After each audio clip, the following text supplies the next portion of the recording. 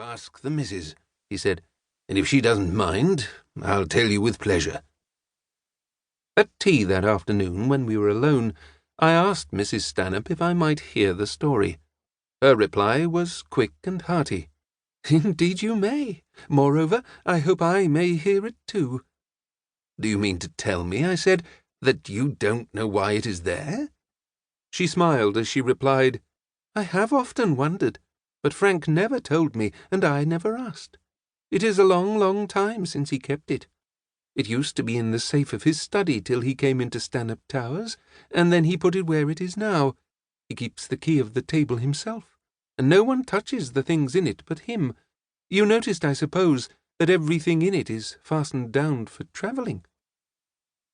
When I told Stanhope that his wife permitted him to tell me the story, I added her own hope that she, too, might hear it. He said, "Very well. Tonight after dinner, we are alone this evening, we will come in here and I shall tell you." When we were alone in the room and the coffee cups had been removed, he began, "Of all the possessions I have, which come under the designation of real or personal estate, that old, dirty, flaring, common duster is the most precious. It is, and has been, a secret pleasure to me for all these years to surround it with the most pretty and costly of my treasures, for so it has a symbolical effect to me. I was once near a grave misunderstanding with my wife. Indeed, it had begun. This was not long into the 2nd year of our marriage, when the bloom of young wedlock had worn off, and we had begun to settle down to the grim realities of working life. You know my wife is a good many years younger than I am, and when we married, I had just about come to that time of life when a man begins to distrust himself as important in the eyes of a beautiful young woman. Lily was always so sweet to me, however, that out of her very sweetness I began to distrust her somewhat. It seemed almost unreasonable that she should be always willing to yield her wishes to mine. At first this distrust was on a very shadowy and unreal basis, but as we grew into the realities of life on small means, it was not always possible for her to forego her wishes in the same way. I had my work to do, and she had her own life to lead, and her own plans to make. I dare say I was pretty unreasonable at times. A man gets worried about his work, and if he tries to keep the worry to himself, he sometimes overlooks the fact that his wife, not knowing the facts, cannot understand the almost vital importance of small arrangements, which he has to make. So she unconsciously thwarts him." Here Mrs. Stanhope came over and sat on a stool beside him, and put her hand in his.